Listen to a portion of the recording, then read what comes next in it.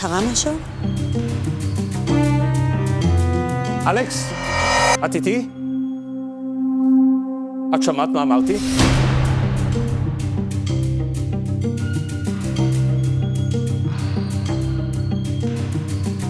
לצערי לא אני הרגתי את בעלך. מה יש לך? איבדת את בעלך, את רוצה לאבד גם את ההתמחות? משהו פה לא בסדר. זה לא קורה אף פעם, כי זה לא אמור לקרות! זה פשוט בית משוגעים לפעמים.